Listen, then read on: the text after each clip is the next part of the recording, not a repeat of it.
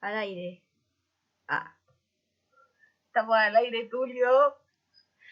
Hola ¿Cómo a estás? todos. Partimos Hola, cualquier sí. lado. Hola, sí, hola a todos. Estoy muy emocionada por el capítulo de hoy.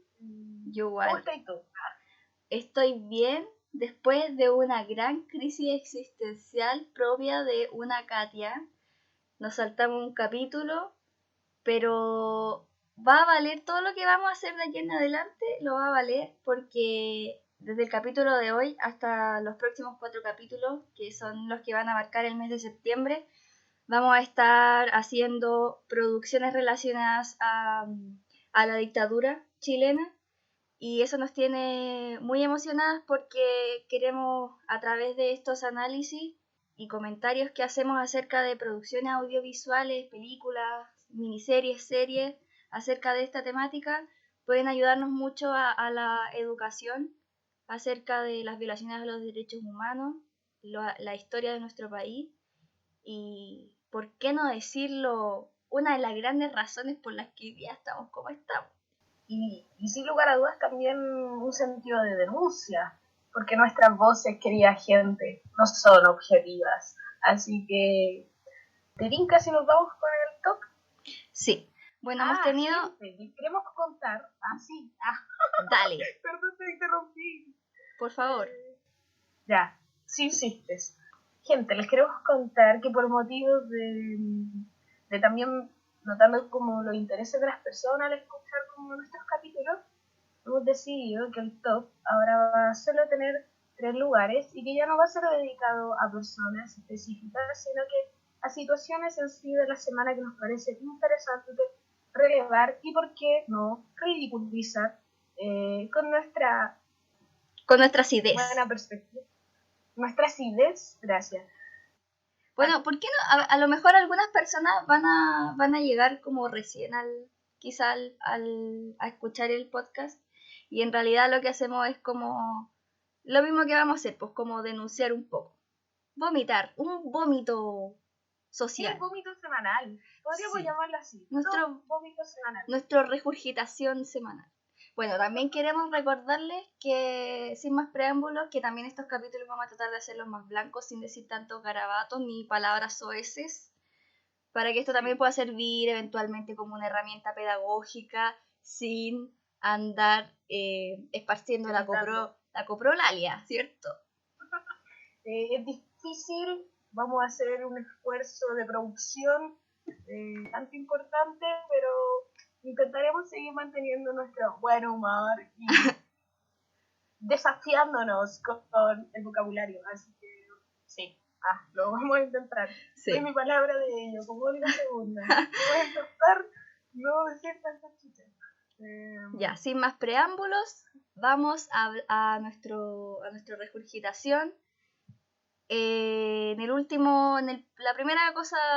primera tanda que queremos vomitar es acerca del paro de camioneros y la represión versus la represión que ha habido últimamente en Plaza Dignidad, donde ya las manifestaciones nuevamente se están activando, ya que, como todos sabemos, están levantando las cuarentenas. Hay ciertas comunas que ya están pasando a la fase 3, donde ya están abriendo restaurantes, ya no hay cuarentena los fines de semana y unas ciertas medidas, como por ejemplo que también se pueden juntar hasta 50 personas en un espacio. Así que, ¿qué opinas tú, Oliquita? Bueno, yo solo quería comentar primero que de partida el acuerdo, la movilización de los camioneros terminó luego de 6 días, de las cuales fueron paralizadas las carreteras del país, que considerando que nuestro país Chile es geográficamente larguísimo, por lo tanto las carreteras son la forma de conexión, generó bastante, problemas, abiertamente desabastecimiento incluso en algunos lugares, como también accidentes, como también eventos de cuestionable acción machista con los camioneros carreteando la carretera. Así que, bueno, después de 6 días llegaron a un acuerdo con el gobierno, se sienten que se vieron obligados en un momento a seguir como durante tanto tiempo, pero hoy en día llegaron a un acuerdo en donde el gobierno aceptó todas sus peticiones. Hay que recordar que las peticiones de parte de los camioneros eran bastante ideológicas en el sentido de mantener una militarización y de hecho aumentarla específicamente en lugares del Gualmapu como en la región del Biobío en la Araucanía. Así que hay que tener ojo, no ha habido muchas más luces respecto a informaciones de parte del gobierno. Y bueno, Víctor Pérez se sentó a conversar con los camioneros como versus no pasa con el resto del pueblo, que como bien decía la Katia, la gente ya está saliendo a las calles. De hecho, el día de ayer concentró como una de las mayores manifestaciones desde que comenzó la pandemia. Y bueno, igual era de esperarse, porque ayer, digámoslo con felicidad, nostalgia y tristeza, se cumplieron 50 años del triunfo de la Unidad Popular, 50 años del pueblo decidió por sí mismo abrir la Alameda, y ayer también se intentó hacer en dignidad. Bueno, la represión fue bastante ardua, cosa que no nos sorprende, porque lo único que ha hecho este gobierno durante estos meses de pandemia es solo equiparse más y más y más con más máquinas para reprimirnos, dejando bastante gente detenida, una mujer herida por el chorro del guanaco. Y bueno, también hay que considerar que también había manifestaciones no solo en Dignidad, sino que también en lugares más territoriales, como por ejemplo en La Pincoya el otro día, que también detuvieron gente. Así que nada, pues, no nos sorprende el actuar del gobierno al momento de tener que discutir con sectores respecto al proceder. Sabemos que las organizaciones populares, la protesta es sinónimo de delincuencia y terrorismo para el gobierno, a diferencia del actuar de los camioneros. Así que, no sé, yo siento que con esto una y otra vez es triste, pero no nos sorprende. A nosotros nos dan balas, a los camioneros, bueno, les dan bonos.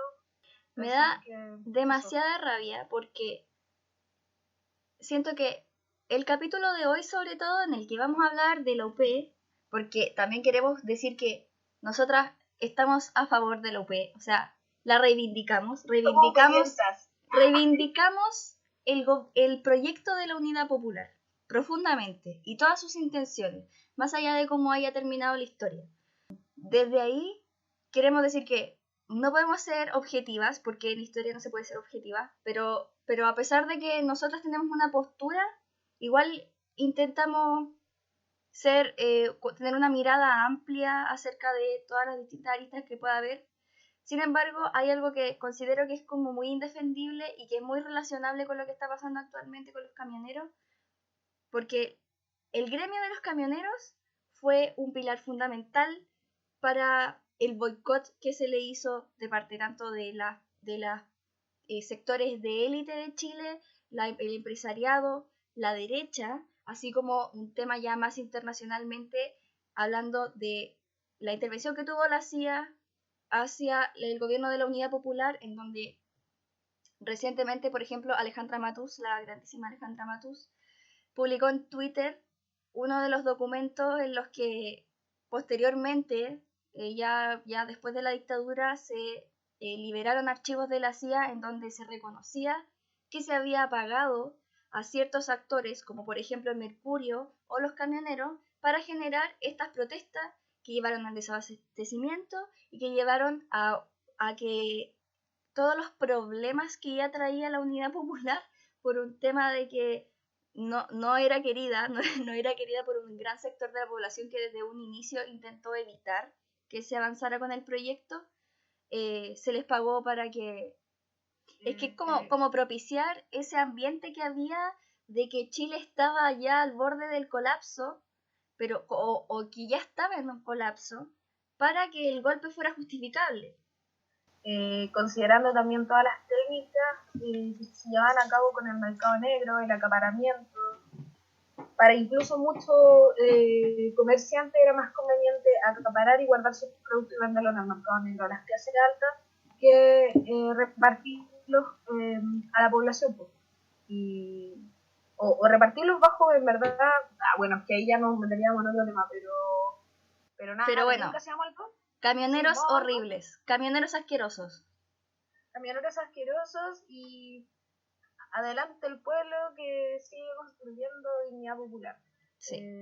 Pasemos al siguiente para no alargarnos más. Sí. Bueno. Porque aquí vamos a seguir.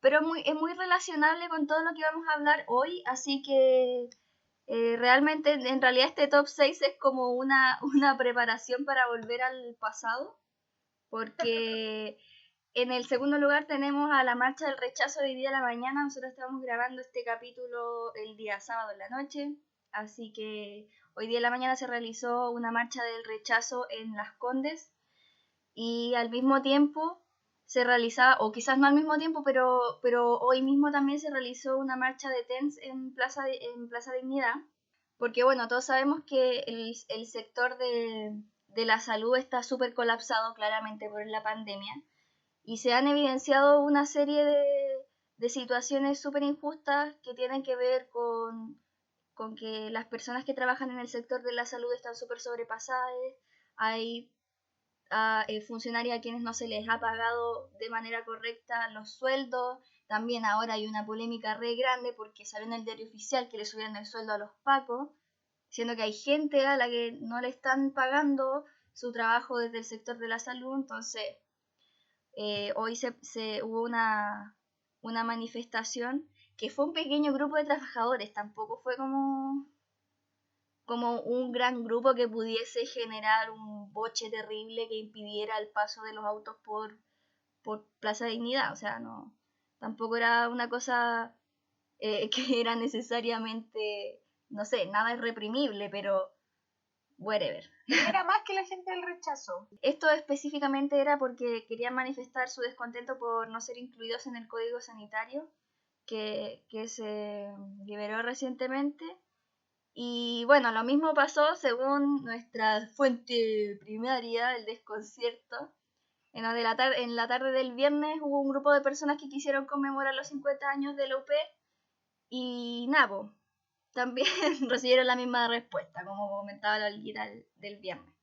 Así que ahí hay toda una discusión, pues, ¿por qué al rechazo, ya pasando al tema de los camioneros, por qué a los del rechazo no se les hace nada? Yo hoy día estaba viendo en las noticias cuando estaban como transmitiendo que había una concentración del rechazo, que ya la gente no estaba en la calle, pero igual estaban, bueno, manifestándose, whatever. Y había los típicos fachos con sus banderas chilenas, y uno dice, ya, sí, son fachos.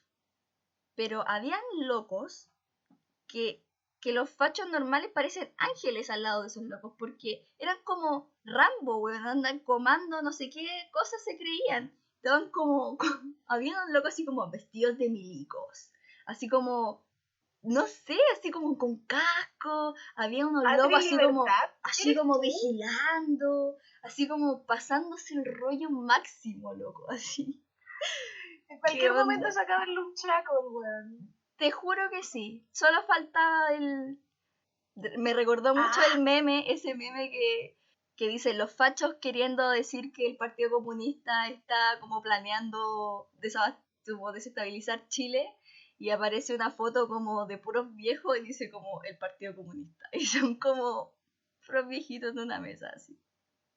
Muy buen meme, me recordó mucho esa situación.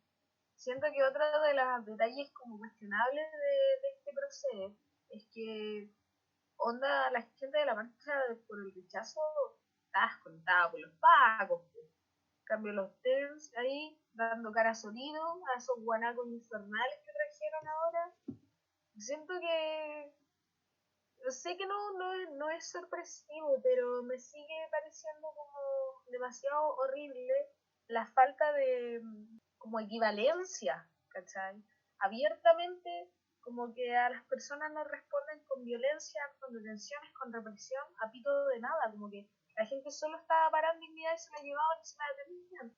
Claro, pues porque, por ejemplo, en Dignidad pasaba que ya, si estáis en la calle, ya llegan los pacos, y no lo estoy defendiendo para nada, no estoy justificándolo para nada, pero ya llegan los pacos y te mojan, ya estáis deteniendo el tránsito, los locos tienen que asegurarse de que el tránsito no se detenga, bla, bla, bla. Pero igual le tiran agua a la gente que está en la vereda, pues, ¿cachai? Como, ¿para qué hacen eso? O sea, ¿cuál es la necesidad? Si se supone que ellos están dispersando para que la gente, lo que pueda hacer la gente es como, ya, que el tránsito esté libre. Pero entonces, ¿para qué te ensañáis con gente que no está? Como si tenéis la justificación de que está ahí echándole agua a la gente para que se corra de la calle, para que pasen los autos, ¿para qué te ponís a reprimir a gente que está súper pacíficamente, ¿cachai? No sé, lo encuentro... No, sí, yo lo entiendo. O sea, no tiene ningún sentido como una represión de una protesta pacífica, porque de hecho es un derecho y el gobierno no nos está haciendo ningún favor. Y ahí se cae el discurso, pues, porque dicen, es que hay que protestar pacíficamente. Y ahí te están demostrando que aunque protestís con una banderita en la vereda, igual van a llegar a mojar. Sí, y a detenerte. Entonces, la verdad es que, insisto, no me sorprende, pero me sigue pareciendo súper burdo, porque ni siquiera se esfuerzan en demostrarnos que no tienen esas diferencias, pero sí, existen, las vemos todos los días, vemos las diferencias del trato de la justicia, de la represión, del trato de las fuerzas armadas y de orden con las personas, y cómo dependiendo de tu ideología, cómo te tratan. Entonces, nada, aparte que siento que si ya, por ejemplo, 18 de octubre, full, ya despertó Chile y la bola, o sea, con la pandemia terminó por sacudirse todo eso, porque efectivamente vimos que estos locos lo único que les interesa son sus bolsillos y que la gente siga produciendo. Entonces, como incluso en este momento, como que ya hay mucha más rabia de la que teníamos el 18 de octubre, porque tenemos mucho más muertos y muertas, sí. Y gente con traumas oculares, y gente abusada, y gente que está presa. Entonces, hay mucha más rabia, pero a la vez también siento que hay una respuesta mucho más violenta. Abiertamente lo que quieren es que no nos tomemos nuevamente dignidad, pero yo también siento que eso es algo que va a pasar inevitablemente. Sí, es que yo creo que las cosas están mucho más agudizadas y eso inevitablemente nos lleva a nuestro número 1, que hoy está todo conectado porque en el número 1 tenemos a que el CERVEL quiere que la gente con COVID vote, pero el gobierno está apuntando abiertamente y derechamente a que la gente con COVID no pueda votar. Entonces, lo encuentro demasiado, o sea, no sé, es una medida que me parece muy poco seria. Porque por un lado podrías perfectamente no hacerte la PCR para ir a votar. Entonces no estarías sabiendo ni tú ni las personas que te rodean si tenés coronavirus, porque va a haber mucha gente de la prueba del rechazo que a lo mejor va a querer votar y cree que tiene coronavirus y para poder votar no se va a hacer la PCR. Podemos tener muchos casos así. O yo me pregunto, ¿qué pasa? ¿Cómo van a saber que no tengo coronavirus? ¿Me van a hacer una PCR a la entrada del colegio de votar, donde voto? Probablemente no, porque las PCR fue la primera medida que tomaron el gobierno, fue ponerle precio. Así que no van a repartir PCR gratuito. ¿Y qué van a hacer? ¿Me van a tomar la temperatura con esas pistolas piñuflas que tiran cualquier... O sea, si yo de mi casa al lugar de votación voy caminando y ese día hace calor y yo llego con una alta temperatura porque hace calor, ¿y qué onda me van a hacer como que tengo fiebre o... No cacho, hermana. Mira, yo lo que te comentaría es que en un momento esta igual era una decisión que aún no estaba muy clara. De hecho, por eso abiertamente el presidente del Consejo Directivo del CERTEM, que es Patricio Santamaría, incluso ha planteado como formas de crear padrones especiales, tal vez en colaboración con Correos de Chile que lleguen el voto a las personas, como que él incluso ha consignado de que la gente vote, lo único que se necesita es voluntad. Como que desde el CERVEL está toda la voluntad que las personas con COVID puedan votar, porque las personas con COVID es tal cual el nivel de gravedad como si fuera alguien con influenza, ¿sí? Como que hay que considerar también que así es, pero de parte del gobierno y desde la voz de este superútano viejo facho, momio, Víctor Pérez, abiertamente dice que es inviable legislar para que se cree una forma de que la gente pueda votar a través de la casa. Consideran que estas personas eran nomás, como que no es obligación, de hecho no es obligación ir a votar si eres mayor de 60 años también, cosa que obvio que tiene mucho sentido en una pandemia como esta, pero me pone en tensión porque como, bueno, no se puede, no sé, igual hace que que pareciera que este proceso es súper poco serio, pues, porque es como, no sé, o sea, ¿por qué la gente con COVID no va a poder votar? Sí, es como Estáis Víctor. dejando una gran parte de la población fuera. Parte de la población de gente que incluso ya se recuperó. ¿Cachai? Yo siento que yo le diría a Víctor, querido, te explico. Este plebiscito es el primer plebiscito de la historia de Chile en la que se va a decidir cómo se va a escribir la carta fundamental, la carta principal, el libro más importante de todo Chile, y es un plebiscito que es muy importante también porque inevitablemente nos lleva al plebiscito del 89, en donde acerca de eso, si lo relacionamos, hay bastantes como tensiones y también muchos cuestionamientos hacia su validación, porque Chile la alegría ya viene y ya ves dónde estamos, pero aún así tiene una carga histórica, una carga emocional, una carga social, una carga cultural que es muy potente. O sea, este plebiscito es importantísimo. Yo creo que es uno de los hitos más importantes que va a marcar la historia de nuestro país en un futuro. Porque todos los días pasan cosas, pero no todas esas cosas quedan para la historia. Y este plebiscito sí o sí va a ser una cosa de la que todos nos vamos a acordar, todos nos vamos a acordar cuando tengamos, no sé, 50 años más. Todos vamos a saber lo que estábamos haciendo el 25 de octubre cuando votamos por el plebiscito. Que hicimos... Y siento que Ay, perdón. Es que siento que lo importante también de eso, del plebiscito, es que no es posible llegar a pensar el plebiscito si no pensamos que existió el 18 de octubre, que la gente salió indignada a las calles a pedir dignidad, y que el pueblo abiertamente le respondieron con balas. Entonces, siento que eso también es lo relevante de este proceso, que es primera vez que se abre un proceso así por una demanda popular de una protesta que no para, que incluso podría haberse detenido, podría haber quedado en esa vida y se mantuvo hasta el día de hoy. O sea, para muchas personas la protesta sigue y la revuelta sigue. Y la revuelta va a seguir existiendo porque hay gente presa, porque hay gente que sigue luchando y porque tenemos que seguir haciéndolo, porque este plebiscito es el primer de los primerísimos de los pasos, pero aquí no se acaba la lucha, hay un montón de cosas que hacer y tampoco en esta carta vamos a conseguir todo lo que necesitamos, como que el proceso de transformación política que te necesita llevar Chile se va a llevar más allá de también este propio proceso electoral y el proceso de generar una nueva constitución, como que nuestras transformaciones también tienen que ir desde lo cultural, desde lo emocional, lo social, cómo nos relacionamos, incluso cómo es nuestra ciudad. Entonces, nada, siento que para mí es una decisión muy ideológica del gobierno asegurarse de retirar una gran cantidad de personas que sí puedan votar. Pero niña, imagínate que van a sacar la cuarentena por el Fiestas Patrias. Eso lo encuentro una estupidez del porte de un buque. O sea, lo siento. Y se pueden juntar 50 personas, hermana. ¿Qué onda? 50.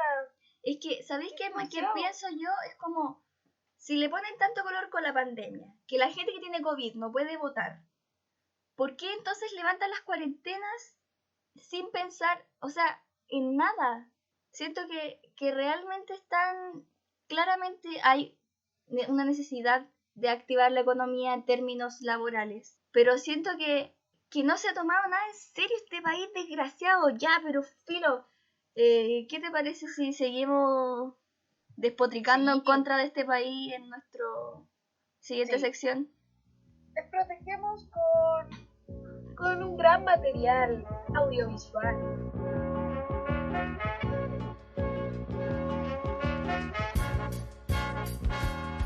Vamos a hablar hoy día, les recordamos que tenemos un calendario en nuestro Instagram, dentro de nuestras publicaciones, en donde estructuramos todo el mes de septiembre, como les comentamos al inicio del capítulo, para cada semana sacar un capítulo relacionado a alguna producción ligada a la dictadura chilena. Y esta semana es Machuca, la próxima semana vamos a hablar de Ecos del Desierto, también una producción del mismo director de la película que vamos a hablar hoy día, Andrés Wood. Después vamos a tener la primera temporada de Los Archivos del Cardenal. Y al último, La Ciudad de los Fotógrafos, que es un documental. Les comentamos para que, si se interesan, ojalá se interesen, estas son muy buenas producciones todas. Ecos del Desierto tiene 4 capítulos solamente. Los archivos del cardenal tiene 12, es un poquito más larga, pero son todas buenísimas, muy lindas, ahí va a ver con el conforcito porque lloran fijo. Así que, bueno, hoy día vamos a estar hablando, la película de hoy día es una película del año 2003. No, perdón, es una película 2004. estrenada en el año 2004, escrita y dirigida por Andrés Wood. Yo creo que esta película es demasiado importante en la cultura popular chilena y en el cine chileno definitivamente. Es una producción que sin lugar a dudas llegó como a marcar como un antes y un después en el cine chileno por su incluso obsesiva como rigurosidad para realmente entregarnos como una obra maestra. Podríamos destacar como detalles técnicos de la película. La fotografía es bastante importante en el sentido de que todo el rato también nos va transmitiendo la ciudad invernal, considerando que la película trata de marzo a septiembre del año 73 en Chile. Por lo tanto, igual es como muy percibible la sensación como invernal. Y a través de la fotografía eso también se nota mucho. El montaje de la película es maravilloso porque es capaz de ir contrastándonos con su propia narrativa de montaje muchos aspectos y de hecho eso es lo interesante de esta película, que es capaz de presentarnos una historia y desde ella ir contrastándonos el Chile de los ricos, el Chile de los pobres, el Chile de los momios, el Chile de los B, el Chile del rechazo y el Chile de la prueba también, pues, yo pienso. Sí, yo también destacaría un aspecto que quiero destacar demasiado, es la música que tiene esta película. El soundtrack, Miranda y Tovar, el soundtrack está de la mano de Miranda y Tovar. Se han encargado de la música de varias otras producciones también muy buenas como Machuca, como por ejemplo Ramona. Posteriormente se viene en un tiempito más. Y otras películas más hicieron la canción de la teleserie de Manuel Rodríguez que hicieron en el 11, que era como una versión rockera del cautivo de Tiltil. Y Sí. tienen hartas cosas más, han hecho de hartas otras películas malas juntas también, me parece. También varias producciones de Patricio Guzmán, como La Nostalgia de la Luz. Sí, también. O El Botón de Nacar. No, Miranda y Tovar, buenísima.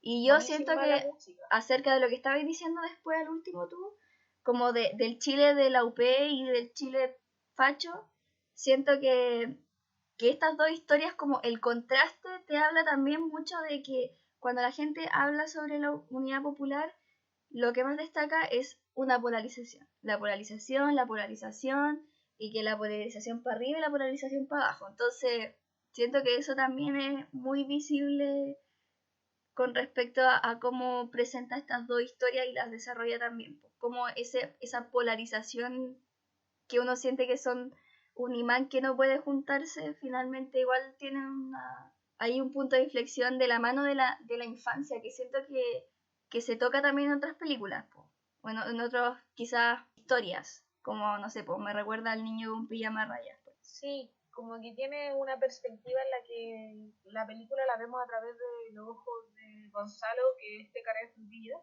y Pedro. Y siento que en ese sentido como que también destacaría que la ambientación de la película en sí está muy bien lograda, o sea, realmente a través de el escenario, como el montaje, podemos identificar e ir viendo cómo avanza también la propia narrativa de la película, como muy bien en sentido así específico me refiero por ejemplo a las imágenes de este muro que cruza el auto en distintas escenas al principio, al medio y al final. Al principio el muro dice no a la guerra civil, después el muro dice a la guerra civil y después al final el muro está pintado de gris. Es interesante ver cómo con estos detalles también la película es capaz de ir entregándote otro tipo de cosas. Así que no sé, podríamos tal vez empezar ahora a comentar la película en sí. Sí, démosle. Ya. ¿Sabéis que siento que la primera canción, que es la canción introductoria de la película, es mi favorita? Siento que es buenísima, weón. Es muy buena. A mí me gusta, pero yo creo que igual me gusta más esa que se llama Dulce, que es de la escena de la leche condensada. Y no porque Ah, la leche bueno. condensada específicamente esa escena me guste mucho. Nada contra la escena de la leche condensada, pero creo que hay escenas más interesantes. Sí. Pero me gusta mucho esa canción. Bueno, la película comienza cuando introducen a Gonzalo, que se está yendo como al colegio, y muestran su casa súper grande, muy setentera, su Su ropa es muy ropa. limpia y tiene mucha ropa, Sí, considerando po. un niño popular de la época que a veces ni siquiera tenía para vestirse. Sí, po. Y también como que cuando nosotros nos referimos en que tiene una muy buena ambientación y que de verdad es muy realista, algunas personas podrán decir, ¿y estas cabras chicas qué saben si no existían? Pero si tú comparas como fotografía de la época o ciertas grabaciones de la época que son reales y las comparáis con toda esta estética que logra la película, realmente son parecidas, pues, y te hace sentir que estáis viendo una película que realmente está sucediendo en el 1973 y no grabada en el 2004. Y bueno, te introduce a Gonzalo y a su familia, que son su hermana, su papá y su mamá, que la mamá Y la está, nana, pues, la nana es parte importante de esa y familia. la nana Si la nana de también. esa familia se derrumba. Yo siento que en ese sentido destacaría que es súper interesante ver cómo nos presentan el mundo emocional de Gonzalo.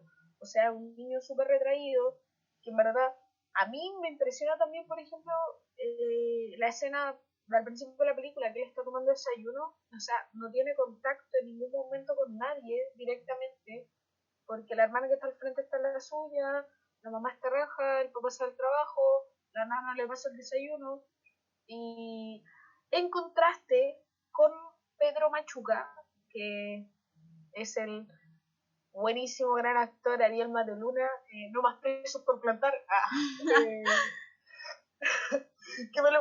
El año pasado lo vi en Dignidad corriendo ahí de los patos. ¿En serio?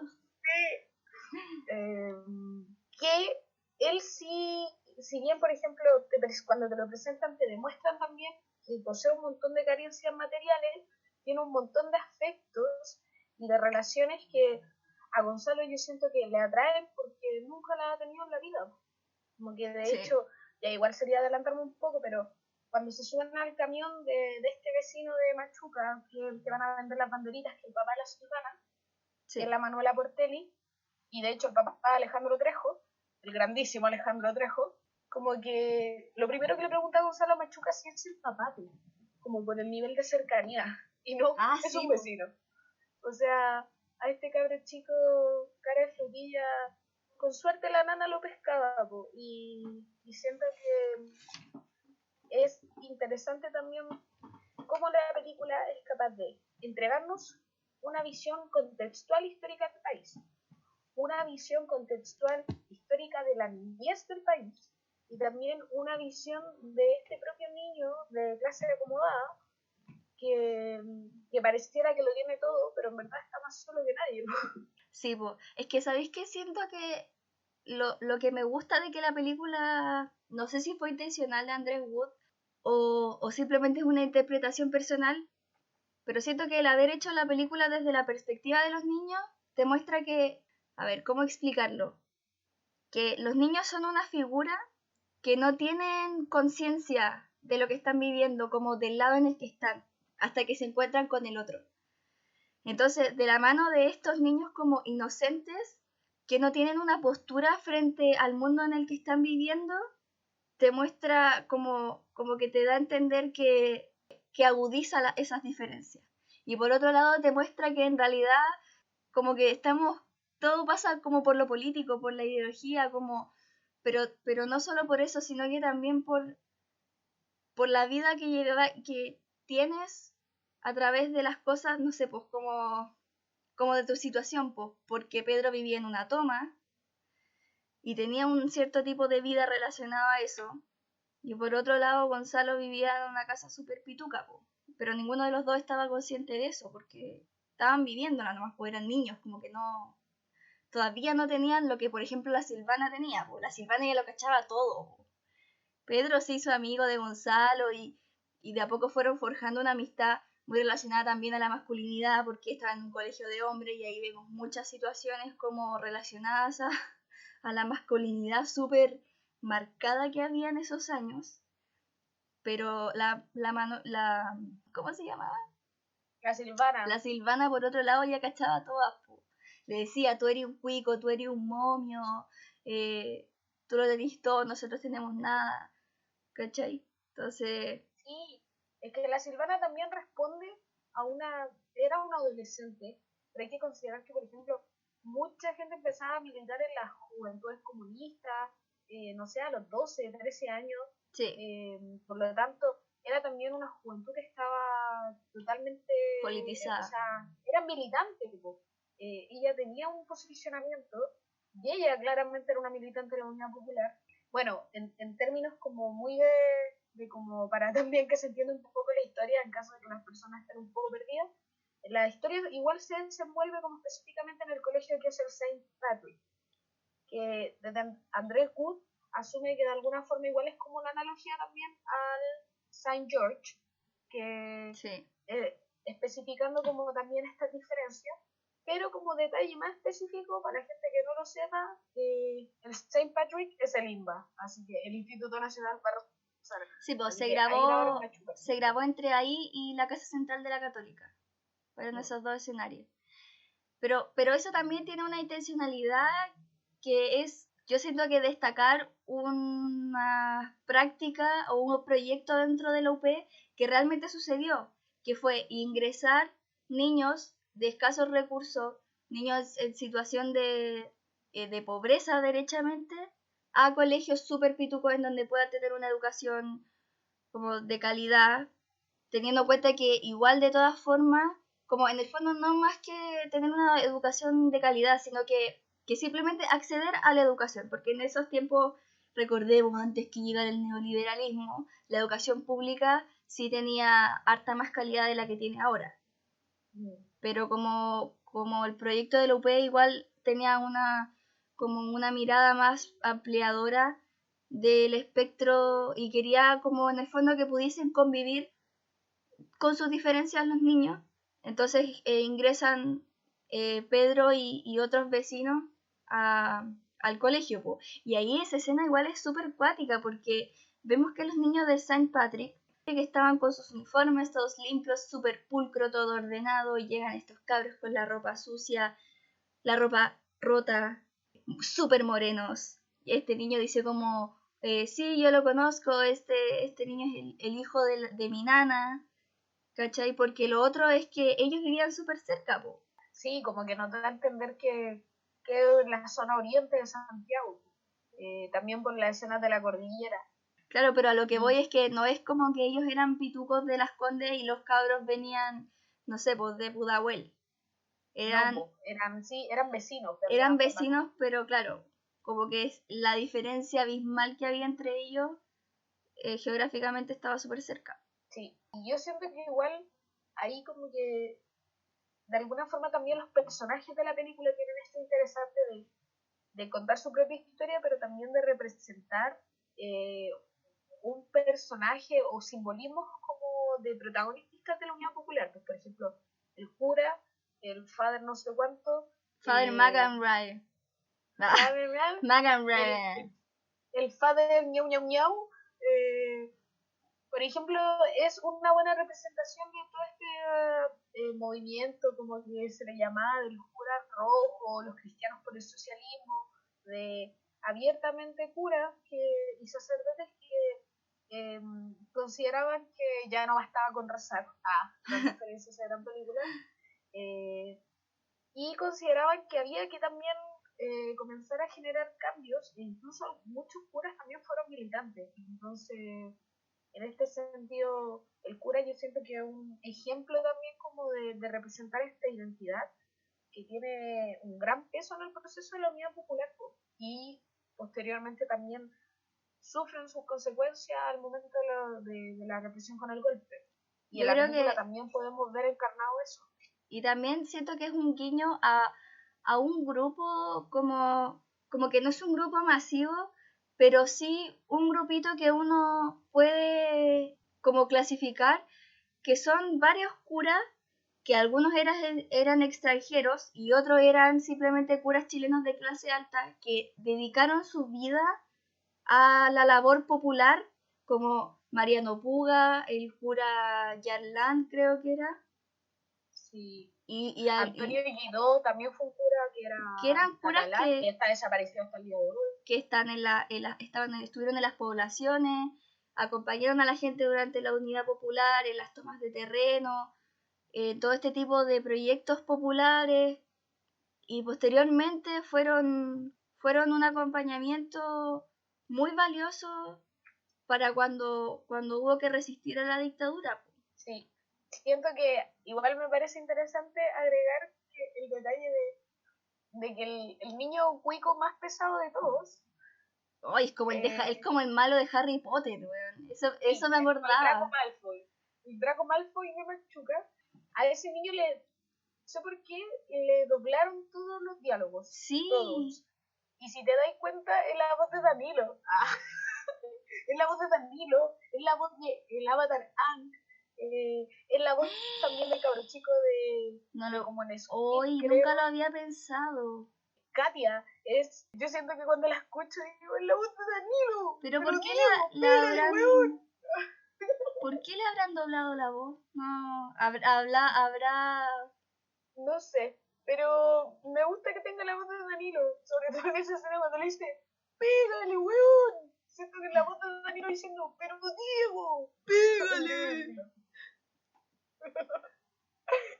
Pero Danilo es mucho más bacán que ese cabrón chico. Obvio, cuando le dice, ¡ay, te voy a enseñar cómo lo hacemos en Vitacura! ¡Ay, estúpido, bobalicón! Matón, maletero. Bueno, sí, maletero. Y bueno, ahí también te das cuenta de los tipos de también, como de, va a sonar feo, tipos de cuico.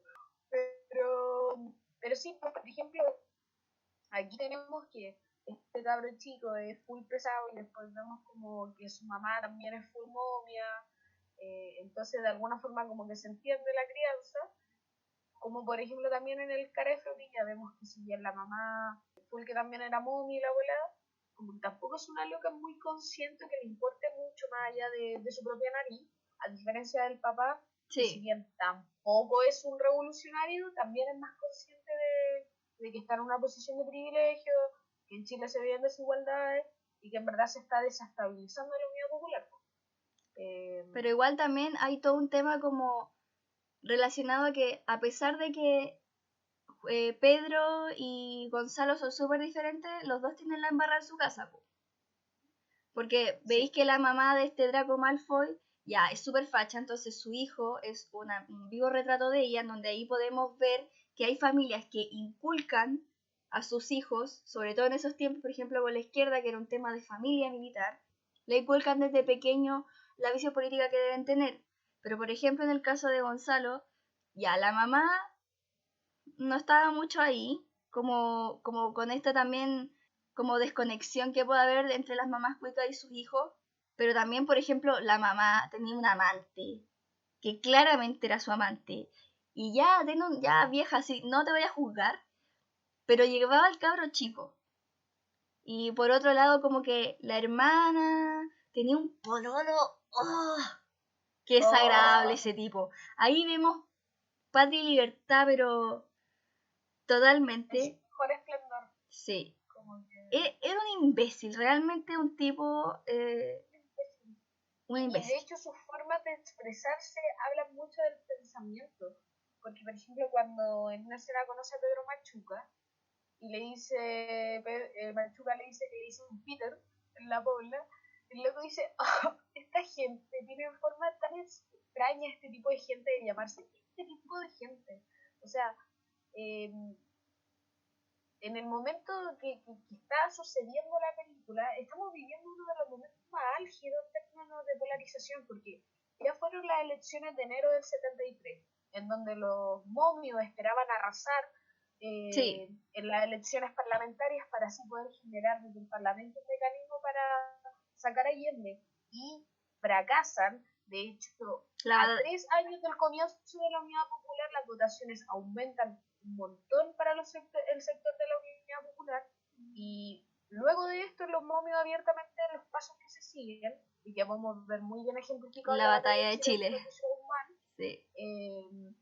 Es que en este momento ellos están planeando el golpe.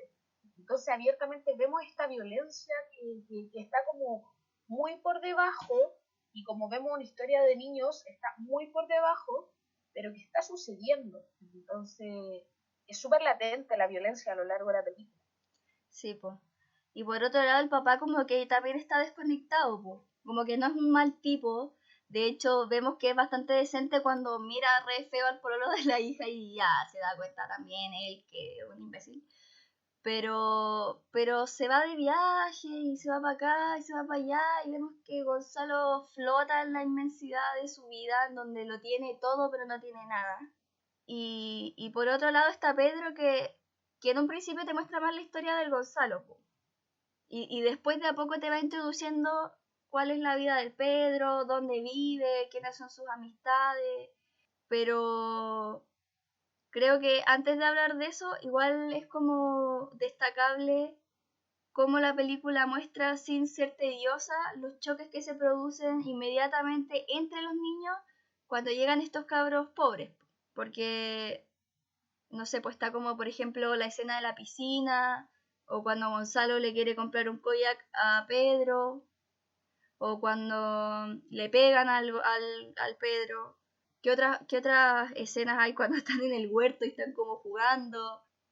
Pero ahí uno se da cuenta que al final el que le estaba tirando tierra a todo era este cabro pelucón. Bueno, lo amo. Del Milico, culiado, váyanse a los cuarteles. Sí. Él me encanta porque es un personaje muy secundario, pero que es capaz de quedar en tu memoria. Sí, totalmente. Ese es su único diálogo, pues, de hecho, a lo largo de la película, Sí. si no lo pienso. ¿Y cuántas veces uno no gritó ese mismo diálogo el año pasado? Desde el 18 de octubre. Sí. En adelante y vigente. Sí, siento que también es interesante ver cómo la película es capaz de plasmar realidades que no fueron documentadas en términos visuales, como por ejemplo el acaparamiento del mercado negro. Hay que reconocer que Chile venía en una crisis económica desde comienzo del siglo XX con la inflación. Habían habido proyectos de industrialización en el país, pero modelo de alguna forma Easy, la Corfo, habían fracasado debido a que gran parte de la concentración de la riqueza en este país se daban en las tierras.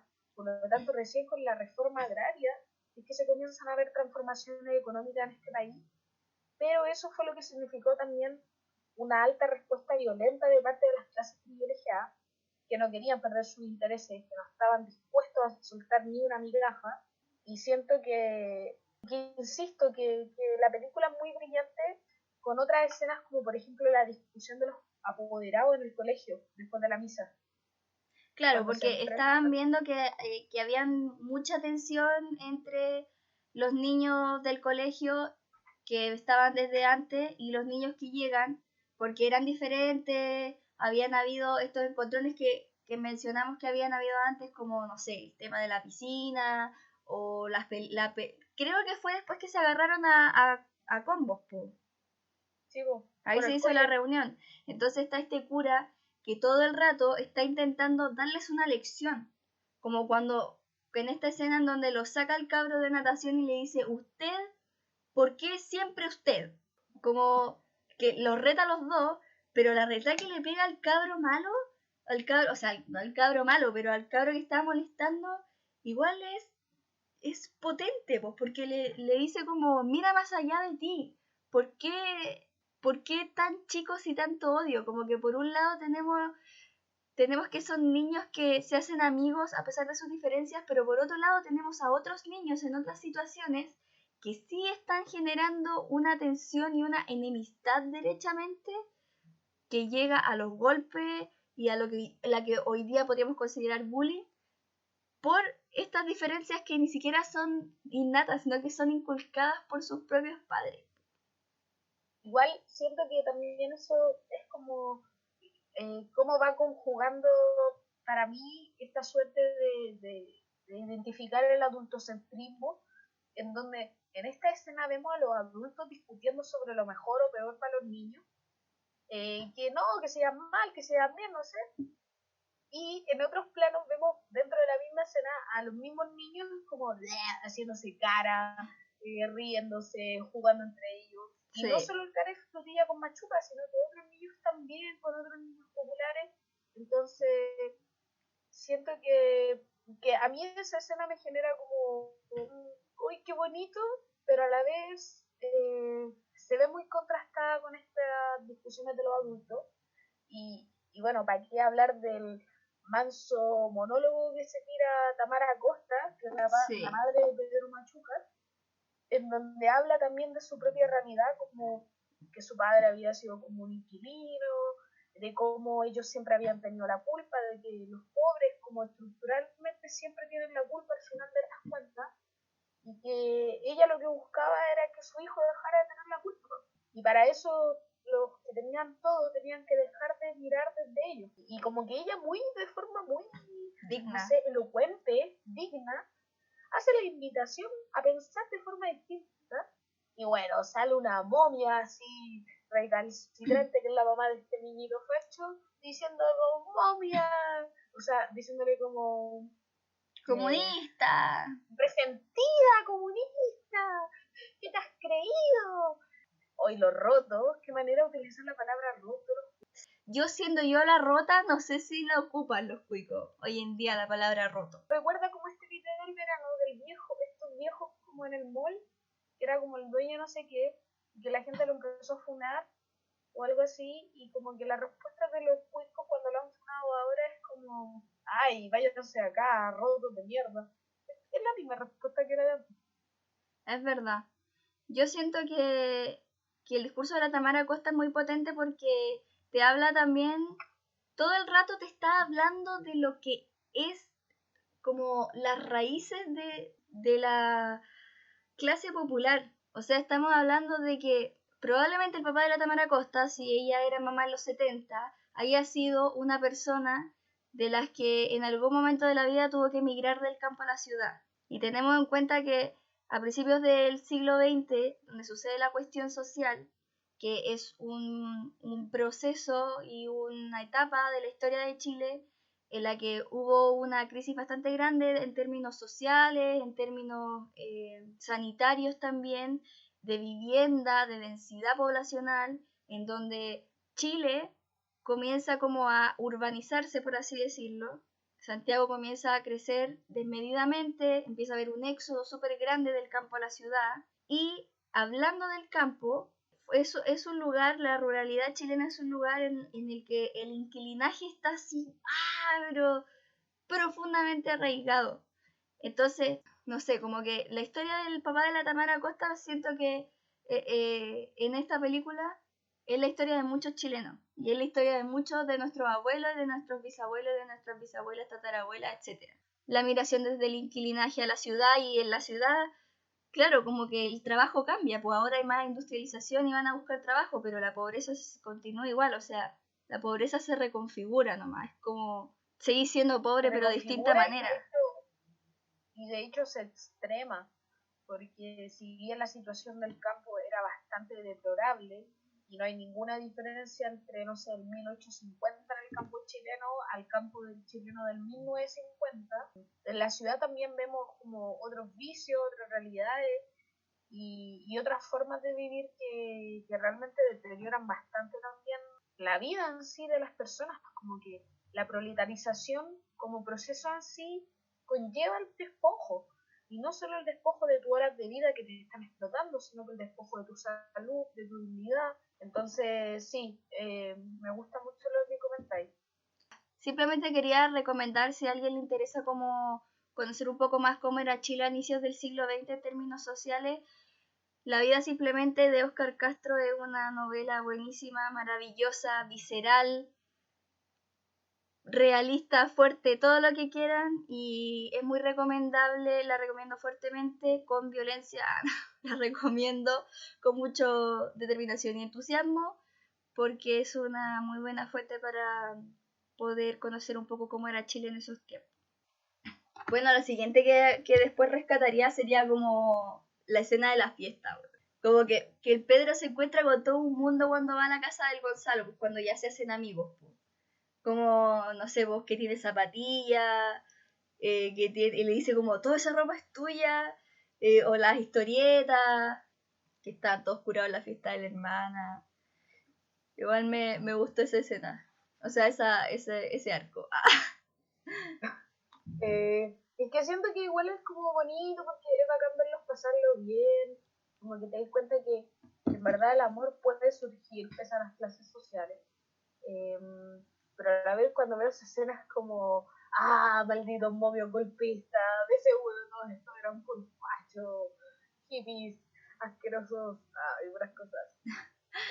Sí, pues demás. De hecho, como que una vez vi una entrevista a la Lynn Kuppenheim y decía que esa parte en la que ella le agarra la cara a Pedro cuando lo conoce y le dice tus ojos son muy lindos o una cuestión así, como que eso no estaba en el guión. Y ella simplemente le dijo eso porque como que lo estaban mirando y realmente encontró que tenía un ojo muy bonito.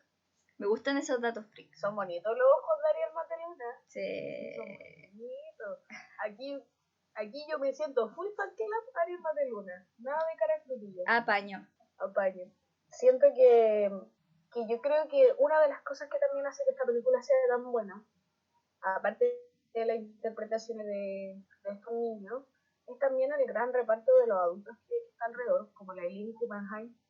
Y hablemos, por favor, de la gran escena de las marchas, por favor.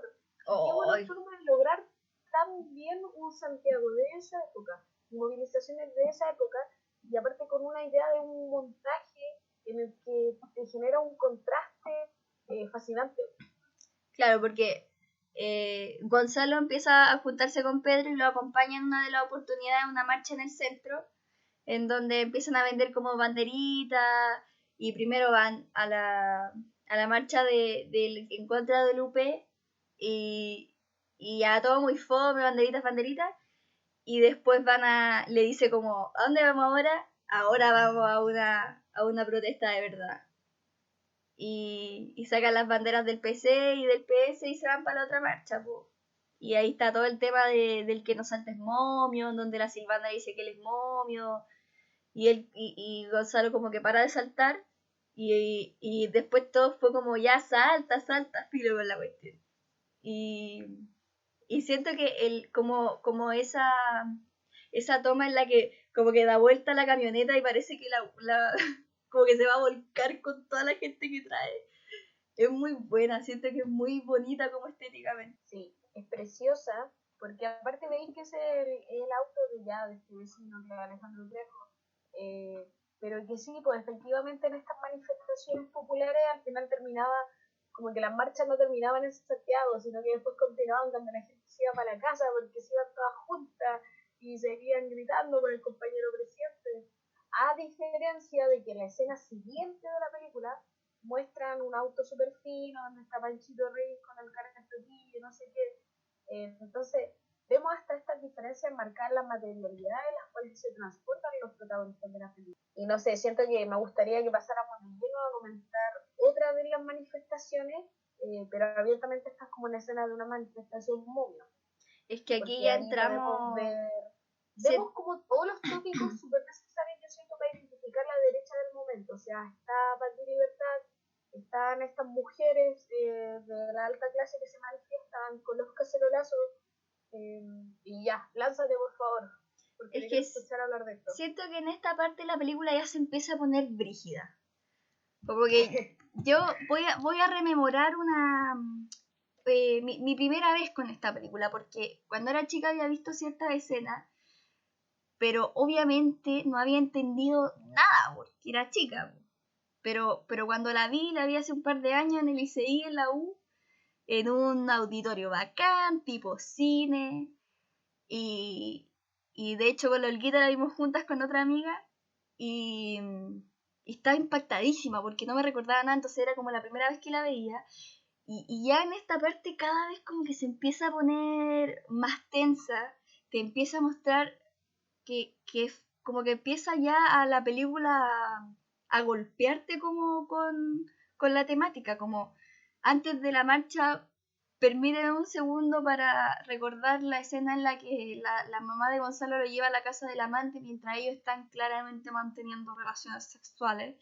Gonzalo está como en el living y de repente empieza a ver que se están llevando unos perros en la calle. Para mí esa escena es terrible. Como cuando veo a Machuca y sé que se acerca esa escena, me empiezo a poner nerviosa porque es terrible, pues como era una realidad que se veía en ese tiempo, pues como que dicen que ya no quedaban perros en las poblaciones porque la gente, la crisis económica producto de lo que venía anteriormente, pero también por el desabastecimiento, producto de la desestabilización y el boicot hacia el gobierno de la Unidad Popular, la gente no tenía que comer, entonces vemos que están cazando perros para comer.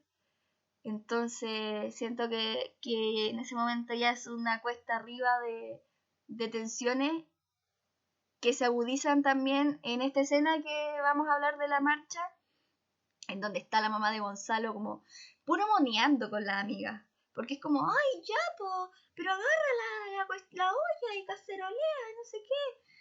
Y vemos que estaba la Silvana vendiendo cigarros.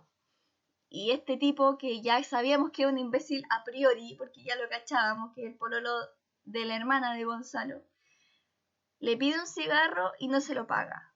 O sea, ya más soperuta no puede ser.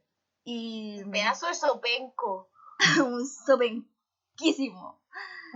Y bueno, empiezan a pelear y se empiezan a pelear como a los lados del auto y ella le tira como un escupo y ahí se enojan. La mamá de Gonzalo como que trata de defenderla en un principio, un poco por ahí, ponele. Y la Silvana estaba súper enojada, entonces filo con esta vieja y ahí la empezaron como a insultar muy fuertemente. Y es cuático porque ella estaba en una marcha que era en contra del UP, en donde anteriormente en la marcha donde estaban vendiendo cosas y estaban saltando, el que no salte es de la UP, y estaba Pedro y Gonzalo saltando y ella no hubo. Y filo que todos estén saltando y yo no. Entonces ella demuestra que la Silvana, aparte de ser una loca súper viva y que está consciente de todo y que está súper politizada, no está ni ahí con esconderlo. Y en esta escena ella está en una clara desventaja porque está sola y están todo este grupo de viejas atacándola, tratándola de rota, y siento que está como súper fuertemente como estructurado desde el punto de vista visual porque la Silvana está de espalda y las viejas vienen hacia ella, entonces te muestra como a ti como las viejas vienen hacia ella y ella está como... Como que a uno le da la sensación que las viejas también te están atacando a ti. Claro, porque se te vienen encima. Como el plano está encima tuyo, veía a la Eileen Kuppenheim gritándote con todo su odio como ¡rota de mierda! ¿Qué te has creído? Y bueno, brillante interpretación de ella por lo demás, porque es capaz de transmitirte toda esta rabia y todo este como asco que abiertamente sentí esta gente por los partidarios de la Unidad Popular. Pues. Y bueno, que sienten, digámoslo. Hasta el día de hoy. Sí, vos. Sí, pues, pero no. Esa escena es muy, muy potente. Siento que también es una de las más recordadas de la película. En donde, ¿sabéis qué? Aparte, ahí tenemos otra similitud con el día de hoy porque vemos que generalmente las marchas contra el gobierno no son con autos, generalmente son a pie, las marchas de los profes son a pie, las marchas contra la AFP son a pie, las marchas contra el aborto, o sea, perdón, ¿qué dije? Las marchas a favor del aborto son a pie, o sea, las marchas en general de la gente de la población son a pie, pero las marchas de los fachos siempre son en auto. Y vemos que esta marcha también es en auto. Como que las gallas van despacito ahí sentaditas en la ventana tocando la ollita, pero van en su auto. Van en su materialismo. Sí, así eran como las marchas de los pachos. Y bueno, ahora también son así o escoltados por los pacos.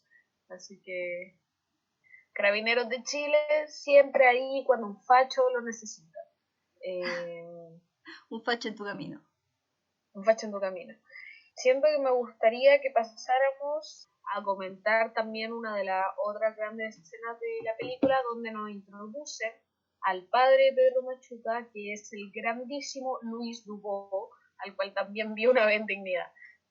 Me encanta en Dignidad, uno siempre veía gente famosa. Así, ¡oh, mira, ahí está! Sí. No sé, me gustaría que tú te dieras también. Bueno, sobre Pedro te muestra la Pobla, que es una toma, a su mamá tiene un bebé. Ahí te muestra también que de dónde conocer a Silvana, porque efectivamente es una vecina que va para allá también. Y te muestra que es una casa tremendamente humilde y sencilla. Y está como, por ejemplo, esa parte en la que están tomando once y el Gonzalo mira como con tremendo asco, ese como paté en lata que están comiendo con la ¡Chancho leche. chino! Chancho ¡Chancho chino. chino! ¡Era chancho chino! ¿En serio? Les recomendamos nuestro capítulo de Diego y Glot, donde hay muchas referencias históricas, entre ellas al chancho chino. Así que vayan a escucharlo por ahí. Está en YouTube y en Spotify también. Y es cuático porque ahí uno dice como, no sé, a mí me hace recordar igual mi infancia en donde mis onces eran súper sencillas, no tenía chancho chino, pero sí era como pancito con mantequilla, pero la leche infaltable. Entonces como que siento que eso es muy también una infancia en la que Pedro no tenía nada, pero tenía su vasito de leche, que también puede probablemente ser un guiño a la ley del medio litro de leche para los niños que tenía Allende. Sí, Y considerando que abiertamente la desnutrición infantil en Chile hasta los años 60 y 70 era una problemática tan grave como actualmente en cualquier país de Latinoamérica, como que Chile no salvaba de esa perspectiva, ¿cachai? Entonces el medio litro de leche abiertamente venía a hacer respuesta como a esa falta estructural, porque incluso ahí desde su perspectiva de doctor notaba como la necesidad de estos cambios, por ejemplo, en la alimentación de los niños, debido a incluso sus propios desarrollos cognitivos.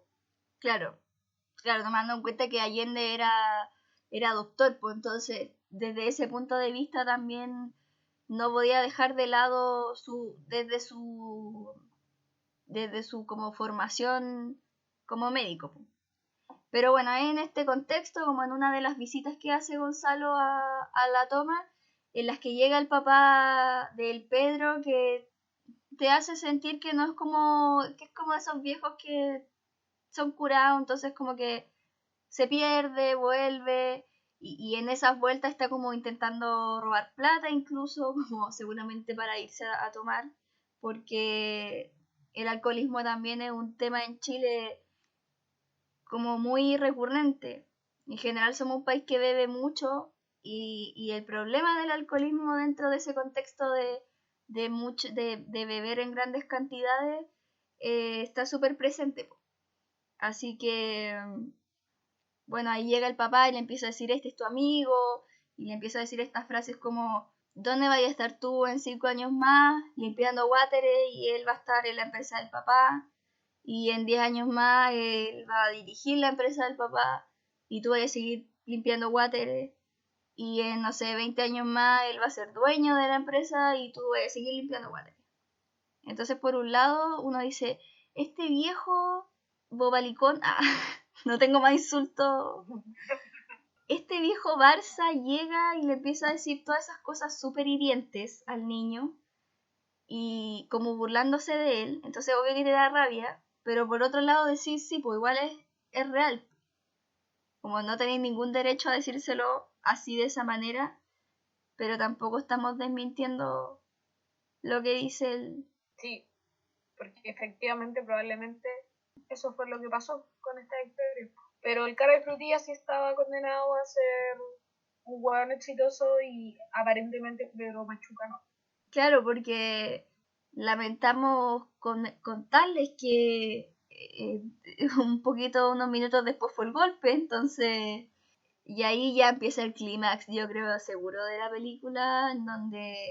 Espérate, hablemos de la escena del río, ya, perdón, es que sabéis que como que no es tan político, pero igual hay que mencionarlo, po. Siento que esa es una de las escenas más recordadas. Sí, la escena del río que hace clara referencia. Es que yo siento que es relevante por posicionar, por ejemplo, la sexualidad en la adolescencia, algo que en este país abiertamente muy reprimido. Sí. Porque, bueno, hasta hace muy, muy pocos años, yo igual me acuerdo que nosotros cuando éramos más chicas, como que el tema de la virginidad y no sé qué, y todas esas cuestiones, pues como que son, como que la sexualidad es muy reprimida, y yo siento que la escena en esos sentidos es súper... Es Es rupturista, atractiva po. porque es nueva, y abiertamente, por ejemplo, sí, eso, rupturista, y abiertamente el agua lo que explicita es la eyaculación, ¿cachai? Claro, eso Entonces, han explicado por ahí. cosa que pasa mucho en la adolescencia con un par de besos, ¿cachai? Entonces, Es que yo me acuerdo que esa escena era como el icono de Machuca. Que es la escena del río con la leche condensada, en donde la leche condensada tiene toda una historia, porque el conseguir leche condensada era solo conseguible en el mercado negro, po. Entonces está como este beso en donde ninguno de los tres le da color, es como lo más brígido. Como que también está lo que decía y el descubrimiento, el despertar sexual y todas esas cosas. Y bueno, después como que viene toda esta parte en la que se enojan porque los cabros como que quieren hacerle esta broma y Gonzalo es un cabro súper tímido. En algún momento cae como en esto de rotear y les dice como, oye, devuélvanme mi bicicleta, rotos de mierda, hijos de puta. Entonces como que ahí fue como, wow. Siento que me esperaba esa reacción igual. Como que finalmente ya Gonzalo era amigo de Pedro, pero tampoco iba a renegar de su educación. Si era lo que escuchaba en su casa también. sí, pues porque aparte también tenemos que, como en una de las escenas que sucede antes de eso, es cuando pasa esto de la Silvana con la vieja facha, Claro, y la Silvana le dice al cara escotilla, así como mamá es puta, sí, y mucho improperio. Y yo siento que sí, po, es como la rabia contenida que tiene este loco y que efectivamente también responde, como que siento que eso es, po. En este momento de la película es un clímax, porque también estamos en un momento de clímax en el país y los diálogos también lo representan. Entonces sí, típico del cuico, pues llega el momento de desesperación y comienza a rodear a la gente. claro, como que sale lo verdadero. Y ahí ellos le dicen, ya, toma tu bicicleta, ándate a la vez.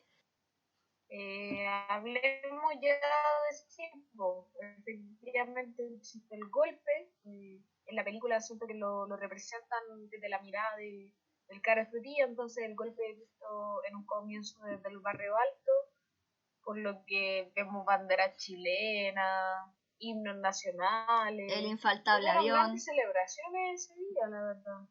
Claro, pues por ese lado Eh, había totalmente celebración, pues. Vemos también que es como ya icónico un poco de las recreaciones del golpe de Estado, que son los aviones, po, como pasando. Y siento que es muy, muy fuerte cuando sale el Gonzalo en bicicleta y están estos... Ah, no, pero eso pasa después, po. No, pasa después. Bueno, el golpe, claro, como tú decís, banderitas, celebraciones, y va y Gonzalo llega a la toma, po.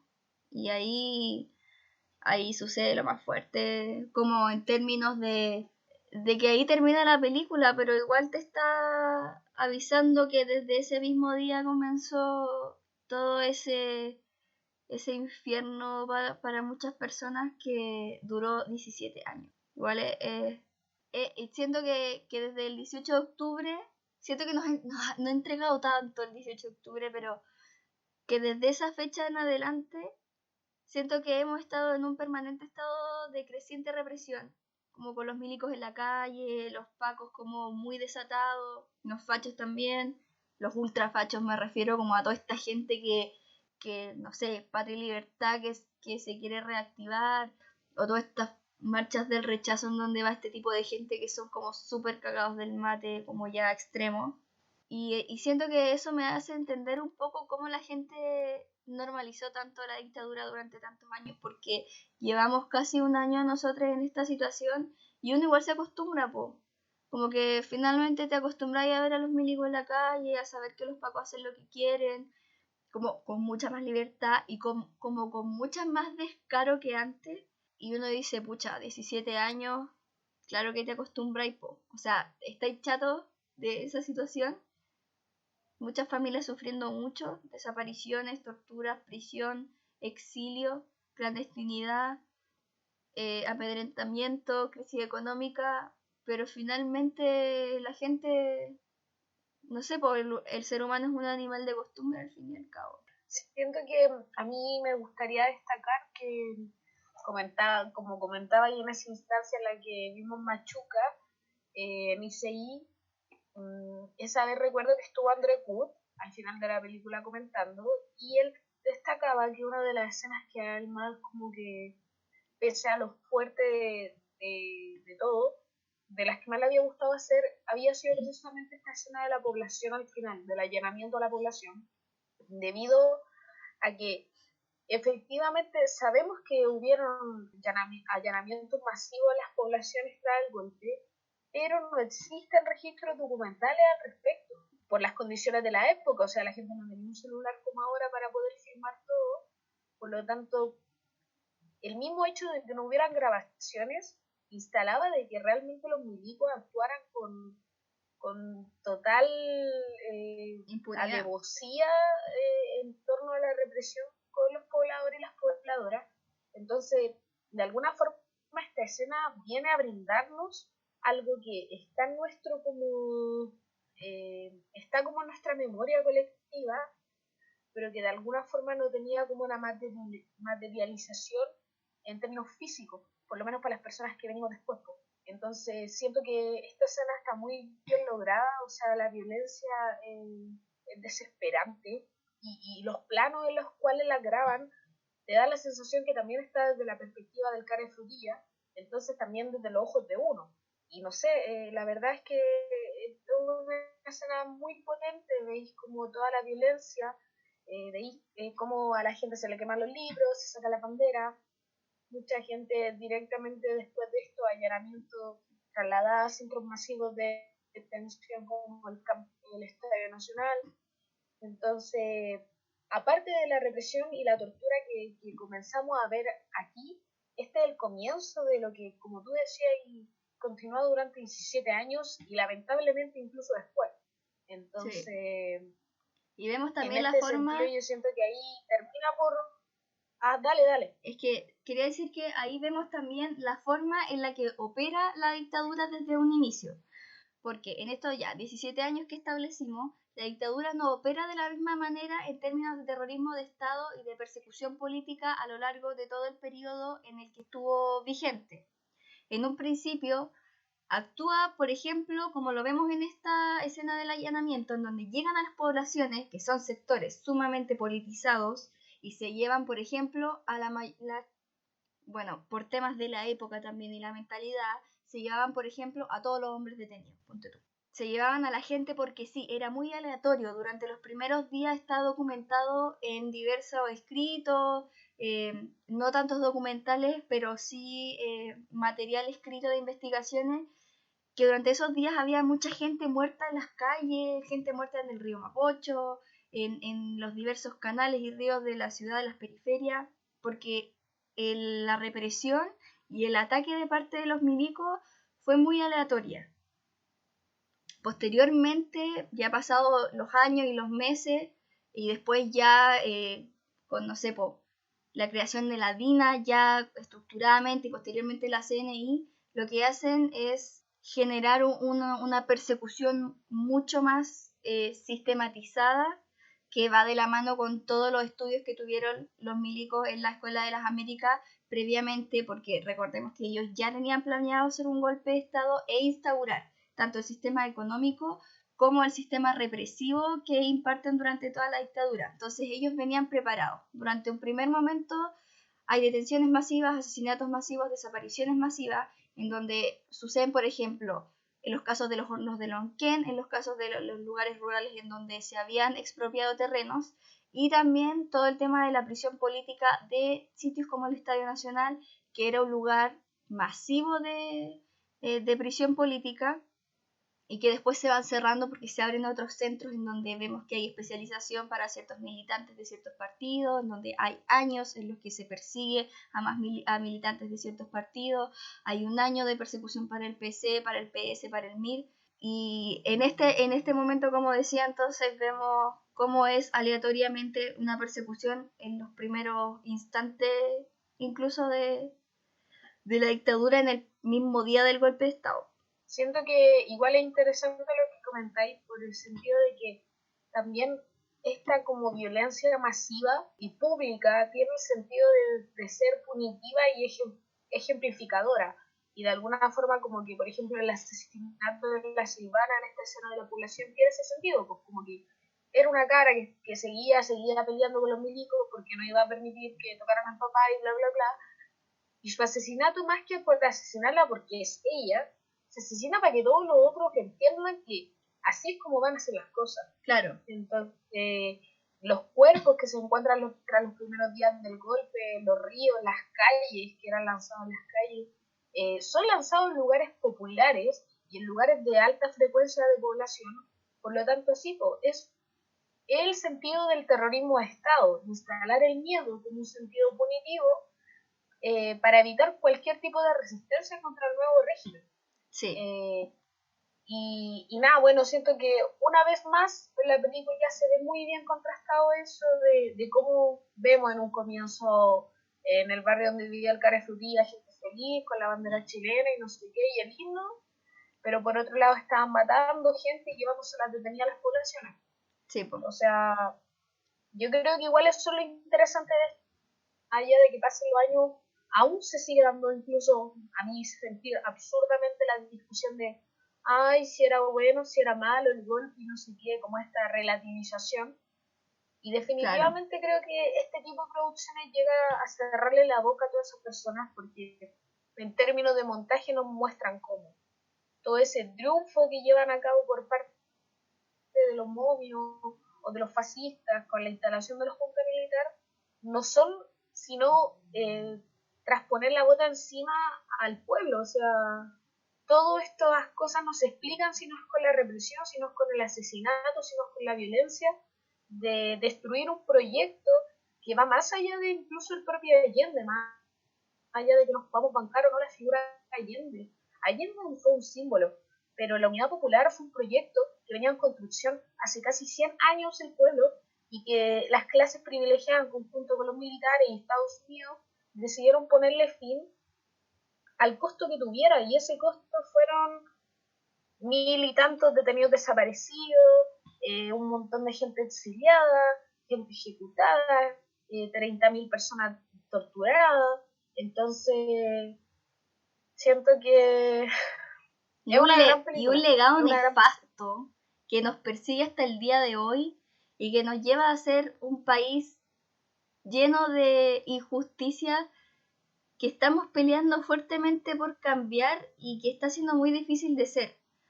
Y ya llegando al final del comentario y del análisis y de la admiración, yo creo, de esta película, siento que es demasiado importante recalcar la escena en la que, bueno, vemos de inmediato que de un día para otro, o sea, fue el golpe y al otro día se acabó el proyecto de los cabros pobres en el colegio de Pituco.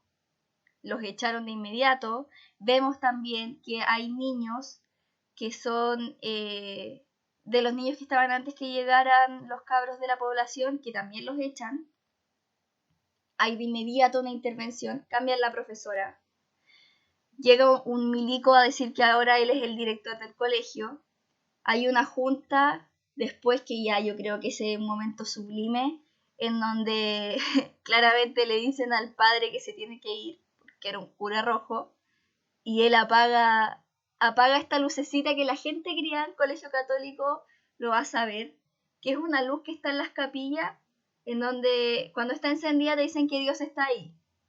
Y es una lucecita que está como en una cosita roja. Va y con el dedo ahí, la apaga y dice, Dios ya no está aquí, o algo así. Y se va, po. Y Pedro se para y le dice, goodbye, father, no sé cuánto. Y después todos los niños se paran y le dicen lo mismo. Yo siento que esa fue una muestra de... Como que claramente fue una muestra de rebeldía, pero no a propósito. Como que siento que ellos no tomaban el peso de lo que significaba que los milicos estuvieran ahí en ese momento y que el cura se estuviese yendo. sabéis que me encanta esa escena y muy emotiva y lo demás, pero no puedo evitar sentir que fue un plagio a la escena final de La Sociedad de los Poetas Muertos. No sé si la he visto, Sí, pero sí la vi. así como adiós mi capitán, oh mi querido capitán, no, siento que fue el que me hizo, y no está mal, porque ambas son grandes obras maestras, pero tal vez como que no me motiva tanto porque no lo encontré tan original, pero es porque me genera como la misma emoción que me genera el ver La Sociedad de los Poetas Muertos en esa escena. Pero ¿sabéis qué? Siento que quizá más que La Sociedad de los Poetas Muertos, yo creo que es una escena recurrente en más de una escena de alguna producción. Siento que lo he visto más veces que en La Sociedad de los Poetas Muertos que en Machuca. Como quizá es hasta un tipo de mensaje que se repite, que es que uno se para y el resto lo hace también y le rinde un homenaje a alguien que cada cosa en la dinámica en la que están, pues, pero sí tenéis razón, como que no me había fijado en eso, que estaba también en La Sociedad de los Poetas Muertos. Para último comentarte, yo siento que es súper triste cómo termina esta amistad, es súper potente, y realmente, más allá de que después el Cane Fukía, de hecho, igual va a buscar como de alguna forma al Machuca, el campamento donde vivía Machuca ya no existe, fue como arrasado con el golpe, y nada, siento que es potente como la escena de cuando este cabro chico escapa del campamento mientras está haciendo la llave. Sí. Porque efectivamente uno escapa por su condición social y diciéndole al milico, mírame, apelando a la ropa, que era una gran diferencia, y dos, porque él sí podía huir de ese horror y de esa realidad, ¿cachai? Pero como que el horror quedaba detrás de él y continuaba. Pero a la vez Gonzalo vivía su propia pesadilla, pues. Y de hecho al final de la película vemos que solo aumentó. O sea, definitivamente los papás se separaron, se fueron a vivir donde este loco que era el amante de la mamá, que abiertamente se van a una casa mucho más grande y mucho más chiquita. Sí. Entonces, sabemos que de aquí a los 17 años que vengan por delante, no sé, yo siento que Gonzalo va a seguir siendo una persona no amada e infeliz. Sí, po. Y ahí sucede la parte que recordaba en antes, pero que todavía no era, en donde está Gonzalo en bicicleta y hay unos cabros chicos que están jugando en la calle y le dicen como, pium, pium, pium, tenéis que morir. Que claramente hace ilusión al contexto del momento y que los niños finalmente absorben todo, como sin raciocinio del trasfondo de lo que están diciendo. Pero te habla de la violencia que se vive en el momento, po, y de cuál era el tema, po. Tenéis que morir. Que es también la apelación a toda esta cuestión de los fachos de hay que matarlos, hay que exterminarlos, son un cáncer. Y que después va a ir ya oficialmente de la mano de todas estas figuras retóricas que ocupó Pinochet durante su dictadura. Sí, parte del terrorismo de Estado. Claramente. Bueno, yo creo que tal vez, siento que producciones como estas siempre nos van a quedar a veces como, tal vez nos puede quedar grande el poncho, sí, pero es que es imposible abarcarlo todo, o sea, no nos pidan que abarquemos la miedo popular, los fachos de hoy, los momios de hoy, Machuca, nuestras vidas, todo también, pero siento que realmente es una gran propuesta, un gran material pedagógico e histórico. Aquí es donde uno puede ver que efectivamente los materiales documentales sí pueden ser utilizados como fuente histórica. Así que invitación a verla y nada. Si tú querías agregar algo más, si no, yo me iría. No, yo digo que eso. Me sumo a tus palabras. Entonces nos vamos, pues. Sí, nos vamos. Cuéntanos de qué viene el capítulo de la próxima semana y nos vamos. Ecos del Desierto, una producción también de Andrés Wood que se lanzó, creo que hace 10 años, ¿o no? No, hace menos. Esto fue para los 40 años del golpe. Faltan todavía 3 años más, son hace 7 años. Que cuenta la historia de la Carmen Hertz, hoy día una de las más destacadas, yo creo, diputadas del momento, que más están como en la palestra. en términos de actuación, yo creo, de manifestación en contra de este gobierno, una de las pocas miembros de la Real, de una oposición que parece que no existe, así que nada, muy rescatable su historia. Gente fan de Carmen Hertz, nos vemos en el próximo capítulo. Sí. Y nada, pues la Carmen tiene que iniciar una búsqueda ahí de justicia después del golpe. Bueno, nos vamos. Espero les haya gustado el capítulo.